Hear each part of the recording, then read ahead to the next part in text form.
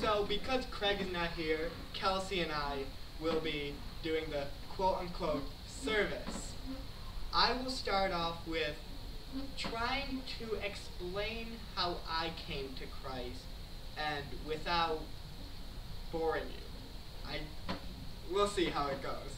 Okay. So, obviously, I don't know if you guys know this. I know some of you do, but I had a stroke when I was 2 months old, leaving me with the entire left side of the brain and the right side of the body completely, well, almost completely useless, and made me hate God, kind of the way that Craig did and has explained why would this happen? How could he let this happen to me? You know, so I grew up with that hatred, but in a Christian household, so that wasn't really helpful for my family. Oh great, all my kids hate God. Yes, that's what it was like. I did a lot of drugs, unfortunately. I was heavy into marijuana. I was an alcoholic. This is an AA meeting. Hello, my name is Michael. No. Anyways, so as this all unfolded, I was talking to one of my friends, and he told me to go to a live summer camp with our church. And that's what this shirt is. I don't know if you can see it, but it's a live summer camp YOLO. And while I was there, around the day, it was really fun. It really was. And then August 6th, at the night service, night chapel, whatever they called it, don't quite remember. All I remembered is what happened. They were playing the song Greater Still, which was made, written, performed by the Father's House, Kraig, David, Jonah, Mai's church. It was performed, and I don't know why, but I was bawling my eyes out. So I ran back to the pews, because I was in the front, and I just grabbed on for dear life, crying, because I had no idea what was going on. So I cried, and I cried, saying, what is going on? What is going on? I tried hitting my friend who was sitting right next to me to tell him, dude, I'm crying, why don't you care? It was almost as if he didn't notice. Then Pastor Luke, the youth pastor, came up, put his hand on my right shoulder, and prayed for me. As soon as he did, I don't know how, but my eyes were shut like you would need a crane to open them. And as soon as that happened, there was a bright light, and it shined in my eyes. Like, I don't even know how it happened, but it did. And a sharp, cold tingling went straight down the right side of my back. And it literally, like, I was sitting like this, and it made me go, for real. I don't know how, but it did. Made me fall flat. And I cried even harder. And it just went in this huge circle that ended me up on the stage where I was prayed for by everyone. And it kind of reminds me of a verse from the Bible. Verse was Mark 3, verse 3 through 5. And it said, Jesus said to the man with the deformed hand, come and stand in front of everyone. Then he turned to his critics and asked, does this law permit good deeds in the Sabbath, or is it a day for doing evil? Is this the day to save a life or to destroy it? But they wouldn't answer him. He looked around at them angrily and was deeply saddened by their hard hearts. And he said to the man, hold out your hand. So the man held out his hand, and it was restored. Now, the reason why that was the verse I chose was because I have a deformed hand due to the stroke. So I was so amazed by that. And I don't know what was going on, but I just I quit. I quit everything that I was doing. And so I came here, formed the Cadet Cross, and went to Wamoco. which I am not there because of the critics that I had there, who would not stop mocking me for my beliefs and for my right side and all of that stuff. But it didn't bother me much because God was always there by my side. No matter what I went through, it was always, all my best work, surprisingly, no matter what it was, always had to do with God. Every single piece of work that I did that was about God happened.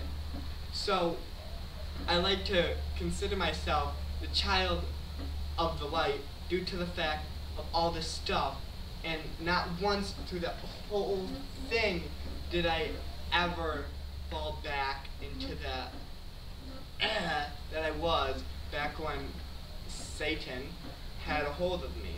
No matter what you're going through, God will always be there for you no matter what. And I know it because of all the stuff that I've been through. Everything I did, God was always there watching me. Every single time. No matter what. We're the children of the light. It's really all I can say. As long as you have God on your side. Question. Do you guys think that you've had anything like that? Like, you've had any moments where you've just sort of been swept away by God, or that God has been protecting you? Well, God did actually save my life from not getting injured when I had my bike accident. Like, it could have been a lot worse than what I'm currently in right now. If I fell face first on the pavement, I would have not looked how I am right now. God saved me for that, and I'm thankful for it. Yes, I have. When I went to my friend's house, I slipped and fell on steps, concrete steps, and cracked my head open. If it was any lower, I would have died. And we have David, who had his accident earlier in the year. Mm-hmm. We've had my surgery. Your surgery.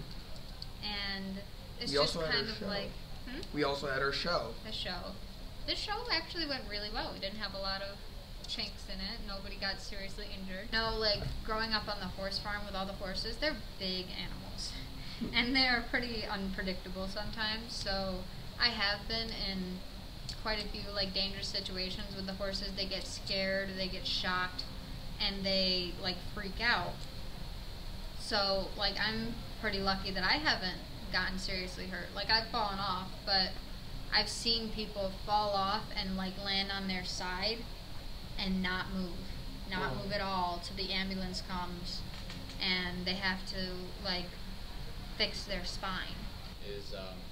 I was actually in a wave pool at Seabreeze. I was probably like 6 or 7, and of course I wanted to go out to like the deepest of waves, and I wasn't very tall at that time, so I couldn't really stand over the waves. And I remember they just kind of came up and washed me over, and I was literally drowning. And I tried to swim over to the side, and I try to hold onto the ladder. And the lifeguard literally yells at me and he isn't paying attention. He says, "Get off the side, don't hang onto the side." And I'm like, "Well, I'm dying here. Not really helping there, bud." And actually, for whatever reason, a couple seconds before that, my aunt just happens to look out and see me holding onto the ladder and comes out and gets me. I've had a bunch of stuff like that where if no one came out or just noticed or split-second things that I would be wouldn't be here, I guess. So a lot of things have happened to the point where it can't be coincidence, So it's just silly to say that it's just luck. So my main thing for this is that with so much music in our lives, like at our age, music is our lives. So my main point is that we don't normally see sometimes the Christian references. Like, I've been listening to a country song for years, and like just yesterday it was on the radio, and I'm like, hey, this is about God. Jesus take the wheel. I did not notice. No, I noticed that one. So, I was also listening to a CD that my friend gave me, and it's praise songs. It's basically a Christian CD. And Jonah, can you play it? This is it. We're just going to listen to this really quick, and then we'll listen to the other songs. Then I'm gonna get this download for the song from you. I'm putting it so I can use this audio. Take your cross and come and die. All the pleasures of this cold world, broken systems leave you dry. But the cross still calls me closer. This is what you would think of as the typical praise song, like the melody and everything, the soft strumming, and the hymns and stuff like that. But then you see other Christian music, and can you go to the rap one?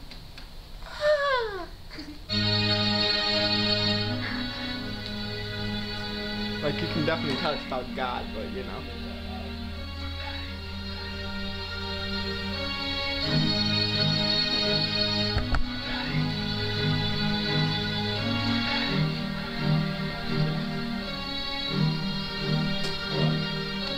F-A-N-A-T-I-C fanatic. I rep Christ till I D-I-E fanatic. I'm not extreme, I'm redeemed with faith to serve a God who's extremely great. I'm a fanatic. I'm a F-A-N-A-T-I-C fanatic. I rep Christ till I D-I-E fanatic. I'm not extreme, I'm redeemed with faith to serve a God who's extremely great. I'm a fanatic. Wait, scroll down to that comment. Yeah. Okay, so look at this comment. It says, I like to hear these types of good raps instead of others that talk about drugs, sex, and money. So I think that pretty much sums it up. Even though this is a rap song, normal rap songs talk about drugs, sex, and money. This talks about Christ and how he's redeemed and how only Christ can clean up the world. Mm-hmm. So I think that's an awesome point in showing how that even though it's not like a typical praise song, it still has the same meaning.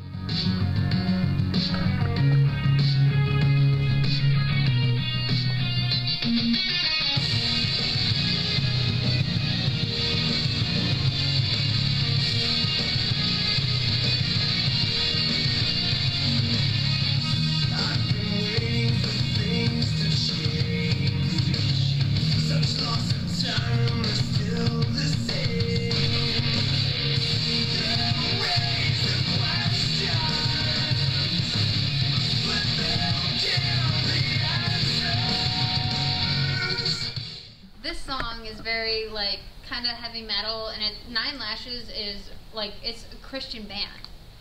Even its name, Nine Lashes, represents 9 lashes, God, or Jesus took up the cross. So looking around, I could see Nick and Michael rocking out, because this kind of music is the same, just like the other one. If only the deaf can hear was one of the lyrics. So by the deaf they mean the the people who aren't the people who aren't listening, the people who aren't Christians. So yet another form of music that everybody likes. You guys loved it. That's all I listen to. Of sin only evil remain. Watch out, brother, for that long black train.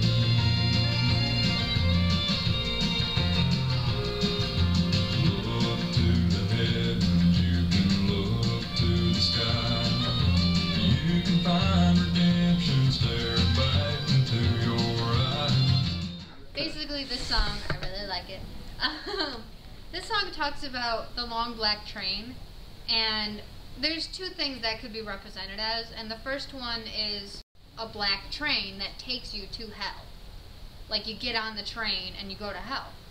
So there could be that, or there could be just kind of your own path that you choose in life. Could be this long black train if it's the path of sin. When you look up to the skies, there's redemption.